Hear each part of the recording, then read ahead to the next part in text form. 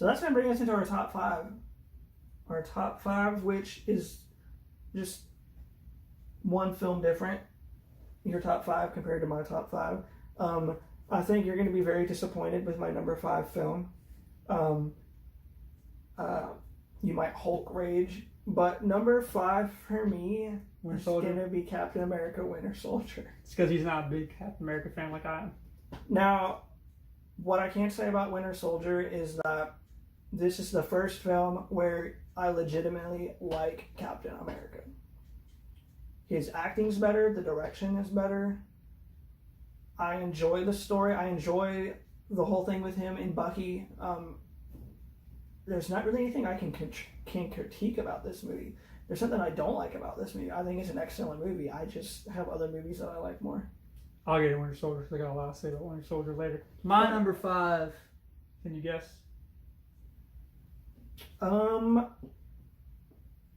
Thor. Thor Ragnarok. So it was close between this and Iron Man. They're almost interchangeable, to be honest. He talked about Thor Ragnarok is an amazing movie. It took 5 movies for me to like Thor. 5.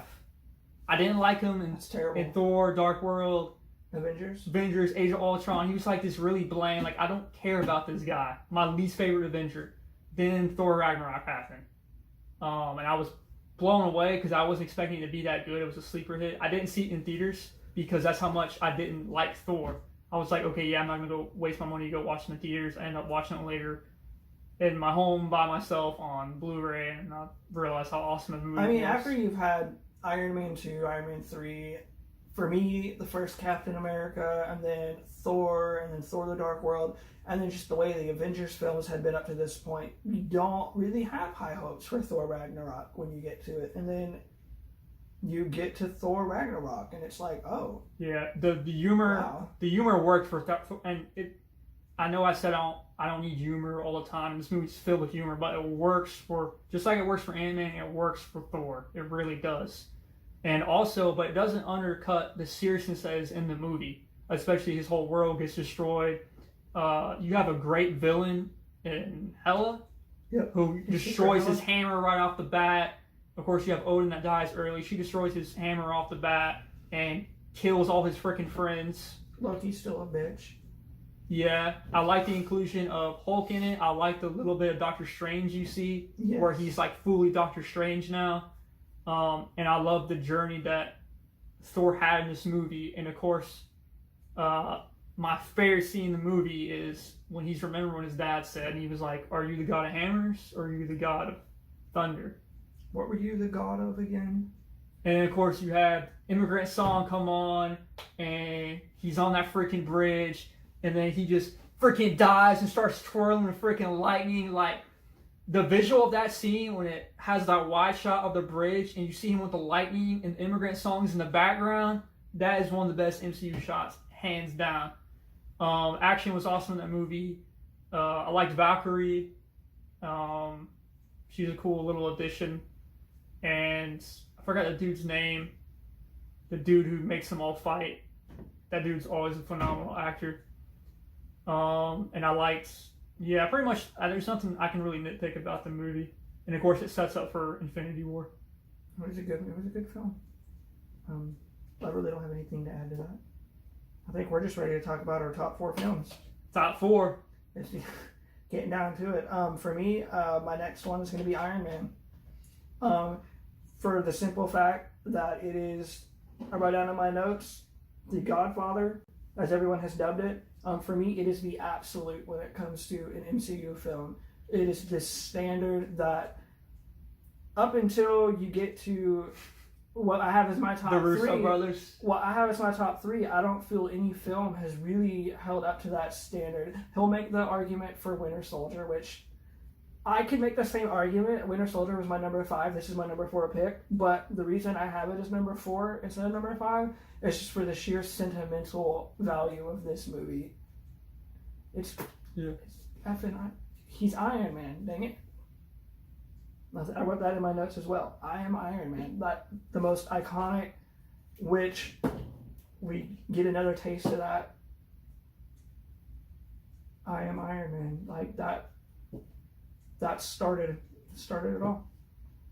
It has to be number 4.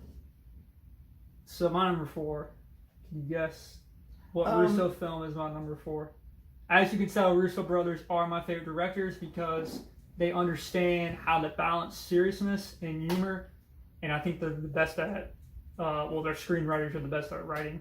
Well, based off of our debates that we've been having, just our conversations since Endgame came out, I'm going to have to say Endgame is probably your number 4. Endgame is my number 4. Granted, all of these top 4 movies are all freaking phenomenal, and I don't have a lot of nitpicks.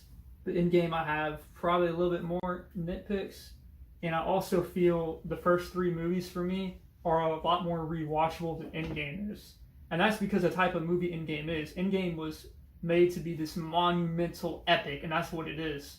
And so it's this 3-hour freaking movie that ends, the first of the Infinity Saga, as they call it, the first wave of Marvel as we know it, and it closes a chapter on it. So it has to be this big monumental movie, and it's kind of reminds me of certain like Lord of the Rings film where they're all kind of epic movies.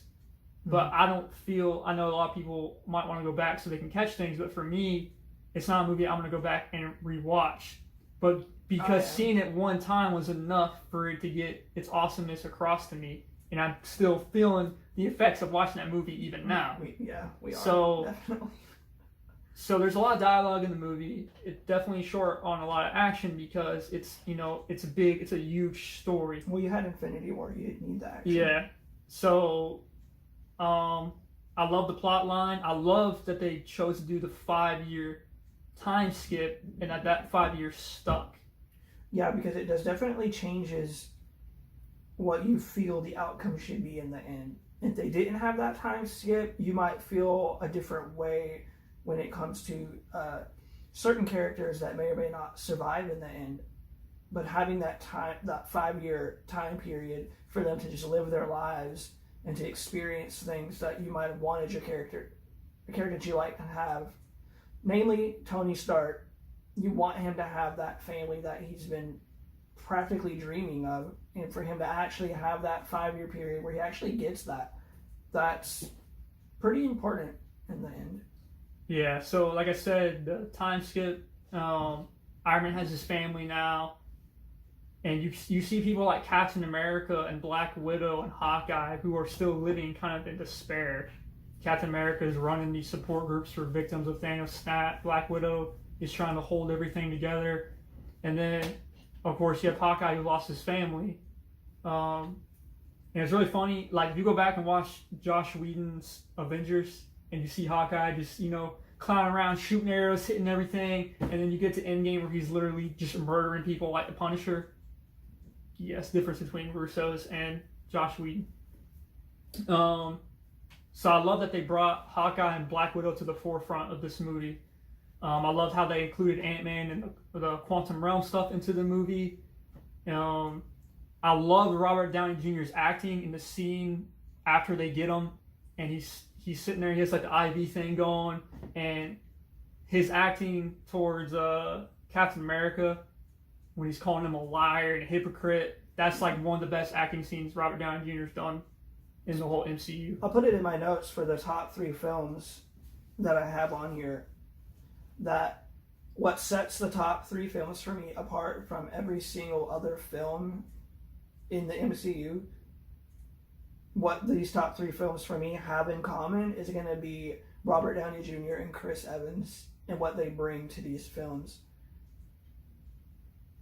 Like, practically speechless on it. I mean, you cannot beat their chemistry and their scenes together. Even though in Infinity War, you didn't even get scenes with these 2 characters together. But regardless, they brought their A game, and that is something that none of these other films and none of the other actors in these movies have been able to do, is produce. They couldn't do themselves in Avengers 1. The chemistry between Cap and Iron Man in Avengers 1, or even like Age of Ultron, it wasn't there. Like Josh Whedon, it wasn't there. But you get into how Russo's with Civil War, and especially Civil War and Endgame, like their chemistry is just phenomenal, and it really shows. And I think it's because the way they're written as compared to the Josh Whedon films. I think we both have the same number 3. It's going to be Civil War for me. I wasn't done with Endgame, but Well, we're gonna go back to Endgame. Let's get Civil War out of the way, and then I think we can revisit. Civil War is also my Endgame. number 3. All these films kind of coincide with each other, especially when it comes to the direction, the Russo brothers, just the acting that these two bring. It's phenomenal. I don't. The biggest thing for Civil War for me is the moral dilemma and the different viewpoints of Iron Man and Captain America. We have Iron Man, who Age of Ultron already showed that for him, and it's also for a lot of people, safety outweighs freedom. That's how Iron Man thinks. And he's not wrong in thinking that. That's one viewpoint. That's what I like about this movie, is that neither one of them, both of them have morals and both have principles on what they stand on, what they believe in. So Iron Man believes safety is more important than freedom, whereas Captain America is more that traditional sense of freedom over fear. And that kind of goes hand in hand with Winter Soldier, because Winter Soldier, after what happened with the government and things like that, Captain America doesn't want to put the Avengers in the government's hand. Basically, they can't go anywhere unless the government tells them they have to, because he's kind of lost his faith in government. In Captain America, the first Avenger, when he's trying to join the military or whatever, I mean, he would be doing whatever the government told him to do. So, yeah, but he got changed after Winter Soldier happened. His view was definitely altered, which is why, and just like, but Tony Stark's view is also skewed because of what happened with Ultron. So coming after Ultron and after Winter Soldier is why I kind of think that they so strongly believe in what they both believe in, because of the events of those films. Because Iron Man feels responsible because he made Ultron. He's an Avenger. He made Ultron without any supervision, and then people died. So he feels responsible and feels like they need to be in check. And then, of course, what happened with Scarlet Witch, he feels like they need to be regulated. Whereas Captain America's thing is like, well, he says one thing that always stuck with me. He says, well, I feel like we save more lives than we lose, or something to that effect. Basically, well, if we don't step in, like if they didn't step in Avengers 1, or didn't stop S.H.I.E.L.D. and Winter Soldier or Age of Ultron, like more lives would have been lost. So he's kind of okay, and I think it's also because he's a soldier. He's okay, kind of. I don't want to say he's okay with the casualties, because he's clearly not.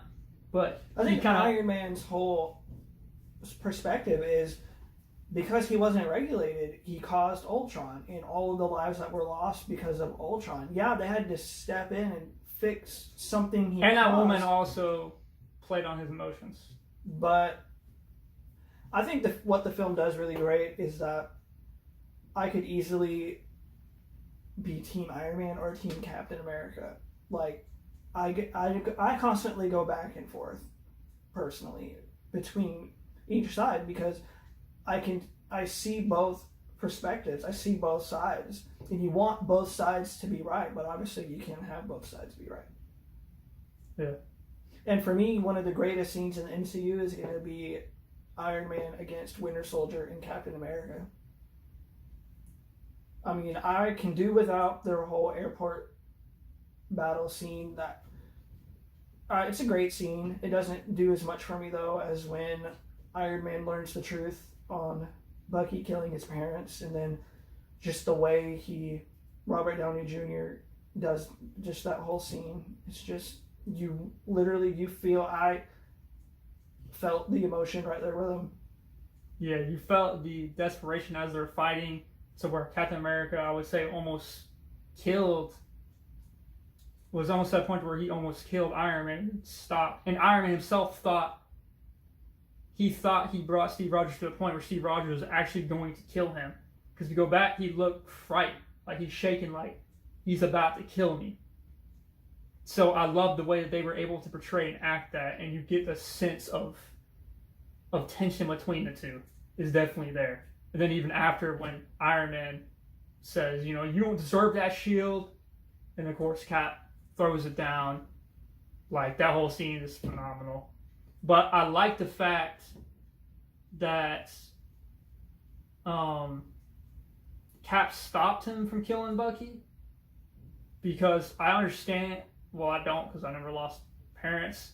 But you gotta think, Iron Man just both his parents were killed. Now he knows why, and the person who killed him is right there in front of him. And he got to see it on tape. And the person who's one of his closest allies has known this, and probably because of maybe he was unsure of how Iron Man would react. Because I would say Iron Man is more of an emotional character than Captain America is, as far as that's concerned.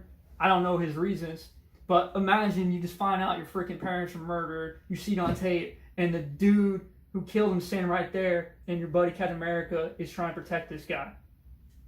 And of course, it doesn't matter to him at that point. It doesn't matter that this guy was brainwashed.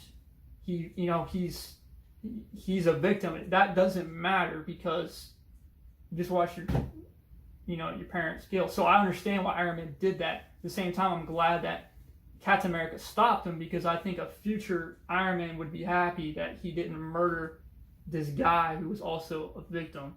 Even though that's never really touched on later because of other things that happened, I love that happened. I love how it ended. I love how he said, "You don't deserve the shield." Captain America walks away and kind of gives up being Captain America. And I loved how he sent Iron Man a little phone at the end, because I think Iron Man knows, even as much tension as they cause, they both know at the end of the day they believe in something good, I guess. I think something that doesn't really, they don't really expound on it. It's just something that I just kind of see myself, is that I think Tony Stark, Iron Man, was just as angry at who and how his parents died as he was that he felt Captain America was choosing his friendship with Bucky over his friendship with him after everything the two of them had been together since Age of Ultron, Avengers. They've been saving the world multiple times now, and here they are in Civil War, and it's just what it is, a civil war between the two. And I think he felt it was simultaneous. He felt anger at Bucky for his parents' death, and he felt betrayal from Captain America for protecting Bucky and feeling like he was choosing Bucky over him. And I just think in a fair fight with level heads, I think Iron Man has the edge. Well, level head, yeah, because he's a genius. Which it was great, because Captain America knew what he needed to do to disable Iron Man, but his anger and the betrayal he felt was so great, he just didn't stop, even after ripping Bucky's arm off. Yeah. And Captain knew just to go for the reactor. Another good thing that the Russos did in Civil War, to introduce Black Panther and Spider-Man. And both of them justice. Which Spider-Man was a lot more likable in Civil War in his short little scene than he was in his entire movie. Even though I loved him in his movie, I loved him even more giving a proper supporting cast in other characters to go along with him. It just shows how much greater Spider-Man could have been given the right director. You said you weren't going to talk about Endgame, and it kind of ushered us into the top three, but Endgame's my number two. I went back and forth with Endgame and Civil War over which one I liked more, but there's so many payoffs and so many good things, and because it was such an epic end to this entire series, it has to be my number two. You want to get your theory? Because it kind of goes to Civil War, your theory of why Cap couldn't lift the hammer in Age of Ultron? So, in Age of Ultron, Captain America almost lifted Thor's hammer, and Thor was kind of blown away, like, holy crap, this dude is almost worthy. But if Captain America is so pure of heart, why was he not worthy? And something that I had seen someone talk about, and something that I can get behind, is that because of the truth about Bucky and Tony's parents, I don't know how he would have known that. But there's just something within Captain America that I think after Civil War, when it all finally came out, and he had that confrontation with Tony, that was him finally being, that for me elevated Captain America to being his truest, purest self, which allowed him in Endgame to finally wield that. And not only did he wield that hammer, but he was bringing down freaking lightning. Favorite part of the movie. I was like, is that Captain America or is that Zeus? Because this is getting ridiculous. It kind of, for me, when I think there was one scene where he kind of he hits the ground with the hammer and then the lightning comes from above. And I'm just thinking of the Wonder Woman film when she gets all of Zeus's lightning and she shoots Ares with it. And what's even awesome is he's not even thinking about it. Like, he's just fighting like it's just another day, just shooting lightning. Oh, yeah, I practiced this yesterday. Yeah, I got this. Endgame. There's so much I could talk about Endgame. I'll try to keep it. I think I wrote in my notes that I just can't even. I'm still processing this film. There are some little things in the film that I didn't really enjoy. Which I'll talk about what mine were, because this kind of goes why it's a little lower than the other ones. I hated what they did with the Hulk. And I would say, of all the Russo films, the one thing that for me they can't seem to get down is Hulk, which I'll talk about Infinity War later. I hate him in Infinity War, how he just became this comic relief, kind of goofy character. And then in here, he never gets his rematch with Thanos. Instead, he's found a way to fuse both his sides. And again, like, he's really comedic when they're trying to figure out the time travel and Ant-Man's going back and forth. To where, like I said, go back and watch Incredible Hulk with Edward Norton and you understand, like, the gravity of who he is. And then you go and see him in other films, it never sells to me. For me, the problem with the Hulk is, not really problem, what I think the Russos recognized is, what do we actually need from the Hulk? So, like in Infinity War, they had him have his one-on-one with Thanos, and he gets the crap beat out of him, and then he gets sent back, Heimdall sends him back, and then, he's like, Thanos is coming, and, then Hulk doesn't want to come out because he got the crap beat out of him by Thanos. And I think the Russos, for me, they're probably like, well, we have so many other better actors and characters that we could utilize, that we don't really need the Hulk at this point. And in fact, let's bring back one of the decent things about Age of Ultron, and that's going to be the Hulkbuster Iron Man suit. And then why not put Banner in the Hulkbuster? That would be... I think they thought I enjoyed it more than I enjoy the Hulk, to be honest. I love the Hulkbuster suit. I thought it was awesome in Age of Ultron, and to see Banner in it, not knowing what the heck he was doing, I was okay with that. More Endgame though, right? Yeah, but I'm just saying, I'm just talking about the Russos and what they did with the Hulk.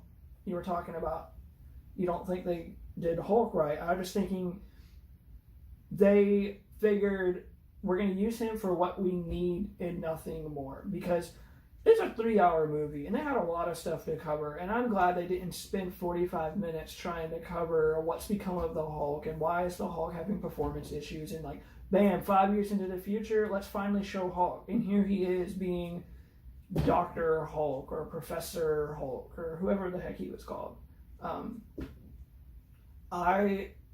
Not necessarily a negative for me. For me, it was kind of like, oh, wow, like, that kind of came out of nowhere. But they did have 5 years. He had 5 years to get himself under control and get himself back. I guess they just figured we didn't need to waste time figuring out how he did it. So let's just move on. I much preferred all of the Ant-Man scenes in Endgame more than the whole little Hulk thing. Yeah. And for the Hulk, nobody else in this film was going to provide comic relief the way they needed it. And so I think that's why they did the Hulk the way they did him, to be more of the comedic relief. And that brings me to my other... They had Ant-Man, though. Well, Ant-Man's Ant-Man. That's expected. So that... What they did with Thor... I keep going back and forth on if I like it or not, but I just know that Thor has never really been beaten the way Thanos beat him in Infinity War. So coming in Endgame, that's the most it's ever been in his life. He's lost absolutely everybody and everything. It makes sense. A lot of people saying that it's out of character. This isn't Thor, but it's been 5 years. It's been 5 years. He lost his whole home world. He got his butt kicked by Thanos. He feels responsible because he didn't go for the head. Right. And so it makes sense that in 5 years' time, he's become this person who's kind of given up. I mean, people are like, it's so out of character that Thor is this way in Endgame. But it wasn't out of character for Hawkeye to have become Ronin and just chopping people up in the streets of Tokyo. It wasn't out of character for Black Widow to look so defeated and just be done with life. I mean, look at Tony Stark when he finally comes back and he's hooked up on an IV and he loses his crap with Captain America. You're a liar. Like, that wasn't out of character. I'm just like, they have all been through things, so I don't think anything's out of the realm of possibilities when it comes to how somebody might be 5 years into the future. He completely closed himself off from everything that he knew, so he's become a different person. I was okay with it, I think. Same. Now that I'm talking about it, I think I'm okay with it.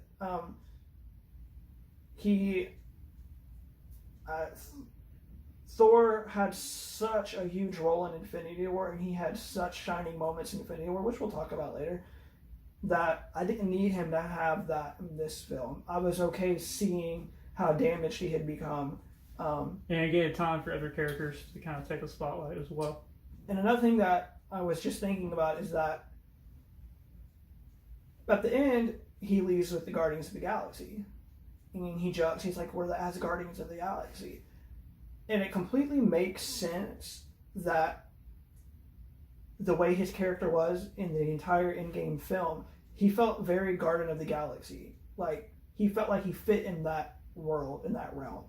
And then just the way he is with Rocket, especially, like, I feel he almost fits in with the Guardians of the Galaxy at the end of the Endgame. So when he leaves with them, like, I'm not surprised that he leaves with the Guardians of the Galaxy, because the entire film he has felt like he's a part of the Guardians of the Galaxy just because of his character has become. A lot of people don't like the way he was written. A lot of people think he's been written really inconsistent. Well, Axe's first two films, Avengers, Age of Ultron, getting him in Thor Ragnarok, he's completely changed. He's completely got his mojo back. And then as soon as he gets it all back, Thanos comes and destroys everything and beats the crap out of him, and he fails. And that weighed on him more than I think it weighed on anybody else, because Thor sees himself as a god, and he couldn't beat a Titan. So I'm okay with what they did with Thor. I know we disagreed on how the Soul Stone was going to be acquired. You kept thinking Hawkeye. I thought Hawkeye was goner. I brought up Black Widow thinking Hawkeye's got something to live for after the snap's reversed, whereas Black Widow just has them. So I was thinking maybe she'll sacrifice herself, but I wasn't sure. I had even thought about a past Gamora and Nebula situation where one of them sacrifices themselves for the Soul Stone, which obviously we were wrong, and it was between Hawkeye and Black Widow. That for me was it was a pretty emotional scene for me. It was awesome. I might have teared up just a little bit, just seeing their desperation to be the sacrifice. Again, Robert Downey Jr. and Chris Evans have the greatest chemistry out of all these characters, but I can't ignore Hawkeye and Black Widow's chemistry. I think it's just as good. It's there in Avengers. It's there in it's always there. Civil War.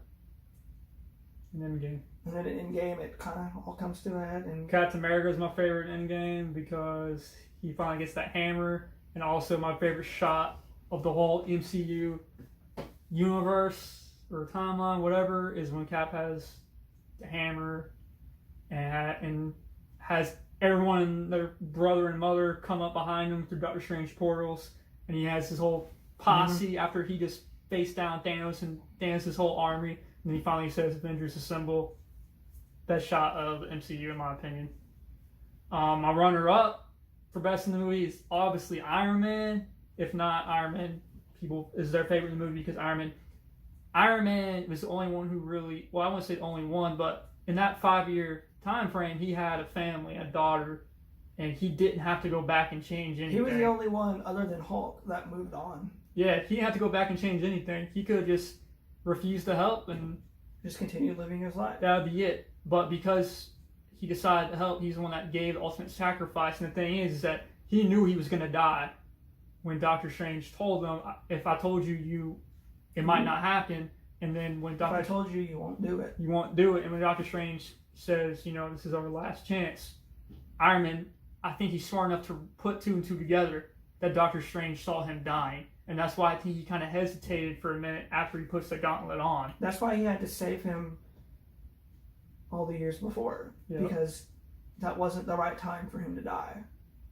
So he had to give up the stone for it all to work out that way. He knew Tony had to have those 5 years. He had to have that family. He had to have the life that he had to have. He had to have it. And of course, saying "I am Iron Man" is a good nod to the very first film at the end where he says "I'm Iron Man." So it's a perfect way to kind of end. But I anticipated Iron Man's death in the beginning. Yeah, when it showed him kind of being a douchebag, and then he has the daughter, it starts making a lot more sense that he's going to be the one to give that sacrifice. Ever since Infinity War, Iron Man's got to be the one that's. I already feel that Captain America gave up his life at the end of Captain America. He gave up everything to save everybody, and for me, it would have been less emotional.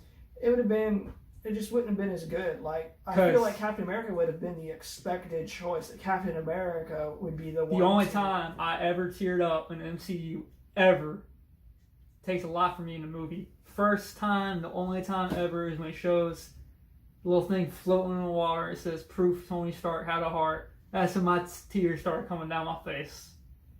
If Captain America died, I wouldn't have tears. It actually would strengthen me more and be like, yeah, like he's a hero. I knew he was going to sacrifice himself. I wouldn't have the same reaction. Not saying that Iron Man's not a hero, but it's different. Endgame is just such a good movie. It is a good movie. I'm okay with the lack of action. A lot of people are complaining that there was just so much action. You had Infinity War for that. That set up everything you needed for Endgame. And for me, Endgame was more of a psychological struggle with all these characters. Like, they've all been defeated. They've all been decimated. They've all lost everything. And then Tony comes back, and then they just move on. And I love the initial lack of reaction between him and Captain America when he first comes back. Captain Marvel brings him back, and he comes out, and he doesn't really have a conversation with Captain America because he's still so... Yeah, he says, I lost the kid. Yeah, he's just... His state of mind is not that great. He's still reeling from Civil War, I think. And then Infinity War happened and all this crap with Thanos, and he's not had... For what he knows is he hasn't had Captain America. He doesn't know what they've been through back on Earth, obviously, just like they don't know what they've been through on Titan. I think the best Robert Downey Jr. in Endgame is, for me, the best performance out of any of these actors and characters in any of these films is going to be his performance in Endgame. From thinking he's going to die the next day out in space, to ripping into Captain America, to having his life, and to knowing that if he doesn't step up and do what he knows to be the right thing, he wouldn't be able to rest. He wouldn't be able to sleep, knowing that he could have brought these people back. And he wanted to do it in a way where he didn't lose his 5 years, which they didn't lose the 5 years, but he ultimately had to pay with his life. But just all of it, so good. Go see it. Yes, go see it. I'm going to go see it again. I'm not sure when, but I'm definitely going to go see it again. I know he said that he probably wouldn't watch it again, which I could totally understand somebody not wanting to watch it. It's the perfect ending to all of these films. It only needs to be watched once. But I'll definitely go watch it again. So with that, we're getting my number 2 and then our number 1. Because I think we both have the same number 1. Right. My number two is the Winter Soldier, and I'm gonna be honest, easily could be my number one. I think Winter Soldier stands apart from a lot of these movies because sometimes you forget it's actual MCU movie that you're watching. I love political, like espionage thriller type things, and that's what this movie kind of feels like. So it kind of feels like, I wouldn't say out of place in MCU. It's just really different, and that's why I love it. And it's a very serious movie. It's the first time I liked Captain America. It's the first movie where the choreography is excellent, and that's because the Russo brothers come to direct it. So as far as any movie before this was the best choreographed movie at the time. When I started seeing the action scenes of Captain America, I was already hooked. I was like, holy crap, this is not, Avengers or Age of Ultron fight scenes here. And they just added a lot of layers of seriousness to it. I love the inclusion of Falcon, the relationship between Captain America and Falcon.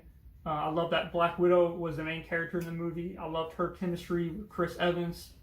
And I love that Nick Fury got a lot of spotlight in this movie. And I love the whole storyline of S.H.I.E.L.D. being infested with Hydra. And I love how Captain America became a target from, Hydra S.H.I.E.L.D. from the government, which is what makes him kind of lose faith in the government. And how, he has to go against all odds to take down the helicarriers who are about to wipe off people by like the millions or billions or something.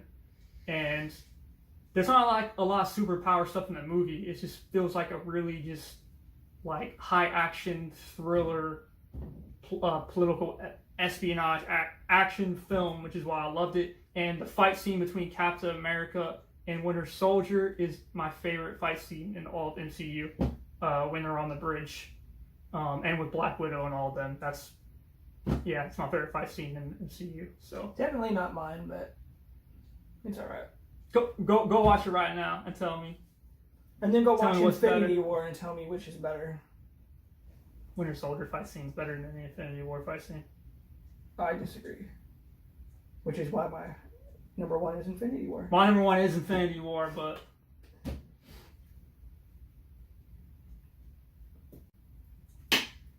that fight scene is my favorite. I think it's better than the fight scene in Infinity War. But that being said, Infinity War is my favorite movie.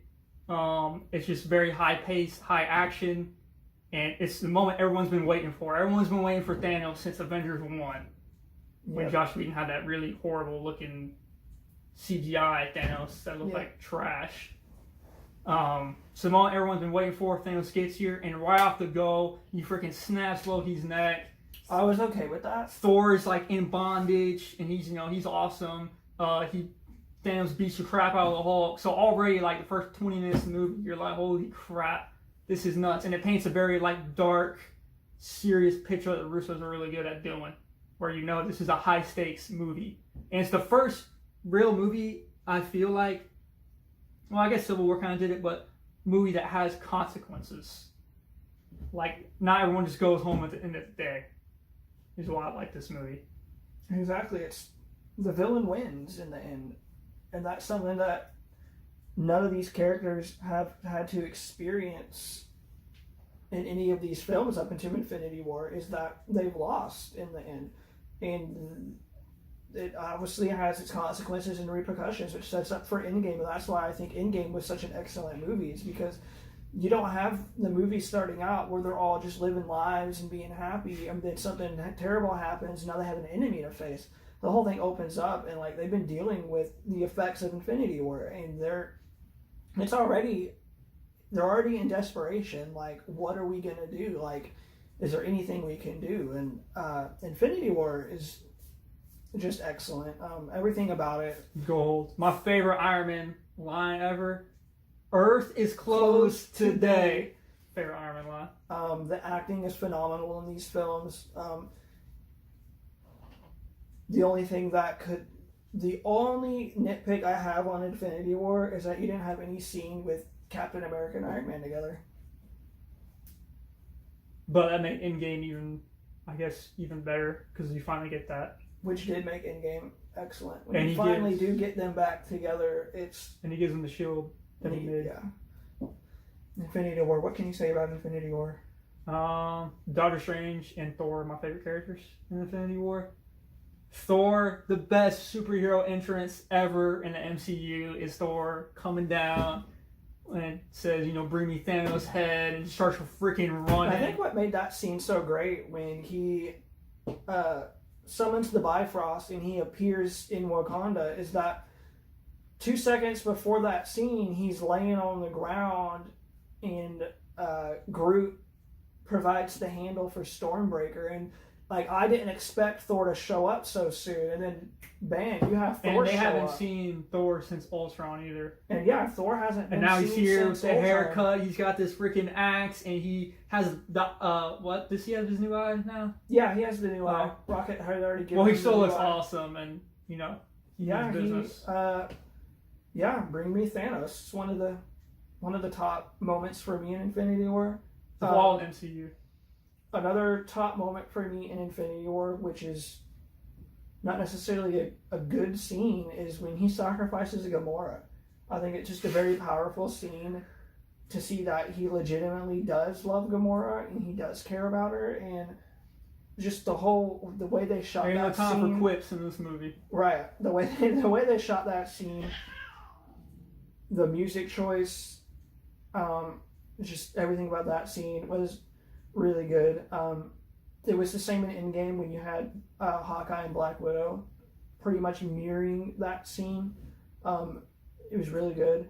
I think that's my favorite scene in Infinity War is when Scarlet Witch has to destroy the Mind Stone out of Vision's head. And then at the same time, you have all the heroes desperately trying to stop Thanos. And it comes down where she's trying to hold off Thanos and destroy the stone at the same time. Again, the direction of the scene, the music choice, the music selection for that scene, and the way she portrays the pain, hatred, fear, desperation, all of it in that scene, trying to hold back Thanos and destroy the person she loves at the same time. All for nothing. All for then it's all. He dies twice. It's all for nothing, and he has to die twice. And I think that something I didn't mention in Endgame is a lot of people were like, "Well, Hulk didn't have his rematch with Thanos," and I was like, "Well, I much prefer Scarlet Witch having her rematch with Thanos like she did in Endgame than Hulk." He didn't really take anything away from Hulk. He just scared the Hulk. Whereas he took everything away from Scarlet Witch, and she came back with a freaking vengeance. I was very happy to have that payoff in Endgame, and it was set up by that amazing scene in Infinity War, one of my favorites. Yeah, I like also they did on Titan with Iron Man and Spider-Man. I love the first time Doctor Strange and Iron Man have scenes together. I love their chemistry too. Because they're almost the same, but they're so different, and Robert Downey Jr. has chemistry with everybody. Yeah. And to see him in Doctor Strange, it was great. And then it's like, oh, surprise, Mark Ruffalo Hulk is here. Like, oh, hey. Yeah, Banner. he's the weakest point of the movie for me. Hey, Banner. Yeah. Doctor Strange, the whole fight on Titan was definitely really good. I just love how every hero, there's just something from their films that were just kind of the best part of their films were brought into Infinity War. And that's something that Russo Brothers actually do, is sometimes we'll have other directors direct certain scenes in their movies. Just like with the Guardians, they did that with James Gunn and stuff like that. Mm-hmm. So they understand that, and I think they're master filmmakers because of that. That's how you get things that aren't inconsistent. Like with Whedon. Terrible. But anything else you want to add? I don't know. We could take hours talking about these films. I think we already did. You just something about these films is that I even put it in my notes. We've talked about it already. It's just the acting of Chris Evans and Robert Downey Jr. in Infinity War, in Endgame, in Civil War. When I watch these films, I don't feel like I'm watching a comic book film. I'm just watching an epic film. It is just a dang good movie. These other films, Captain Marvel, for example, I'm like, this is just a poor comic book film. And then you get into films like Civil War, Endgame, Infinity War. They don't feel like comic book films to me. There's these epic heroes, you have an epic villain, and there's just nothing but epicness. And I think that's what sets these films apart from all these other comic book films, is they don't feel like comic book films. And those two actors have definitely set the bar for any film, comic book or not. So Brie Larson needs to take notes if she's going to be the face of Marvel. And we have to see her like 7 more times. Hope she gets better. Infinity War and Endgame have been such rewarding films. I wouldn't ever need to watch any other Marvel Cinematic Universe movies. I would rather, in this era where it's ended, not have it tainted by anything that's yet to come out. Especially if it stars Brie Larson. Agreed. That was our ranking, our individual rankings of the MCU. We both obviously agree Infinity War is the best movie. Which you could interchange any of our top 5 to easily be the top ranked movie. After some time, we might watch these films all over again, with the exception of like Thor: Dark World, Captain Marvel. Any of my bottom 10 films I probably won't rewatch, but we might rewatch these top 5 films again and decide, you know what, we like this one better now after some time. Yep. If you liked our video, please give us a like and subscribe if you are already subscribed. And if you disagree, we can agree to disagree. Just tell us what you think we might have missed the mark on, or something that we didn't think about. That Give us your own rankings down below. Yeah, give us your own rankings down below. And, you know, everybody has films that they like. Obviously, we like do not like the Joss Whedon films. Sorry, I almost screwed that up. We obviously like the Russo brothers' portrayal of these characters. Then, you know, the Joss Whedon ones, not so much. I know a lot of people love the original Avengers. That's fine. That's great. Just give us your rankings down below. No hate here. Peace. Hey, and if you have any other movie series that you want us to rank or talk about, just let us know down below. Like, if you want us to react to all the Matrix movies and rank them from worst to first, Lord of the Rings, anything. I think X-Men's one that we're definitely going to try to hit up. We both love the X-Men. We both have similar taste when it comes to the X-Men movies, so I don't think it'll be as divided as this one was, which this one wasn't too divided. Maybe in our middle section. Nothing's off limits. Any movie series or any standalone movie, whatever, anything you want us to react to, just let us know down below. Peace!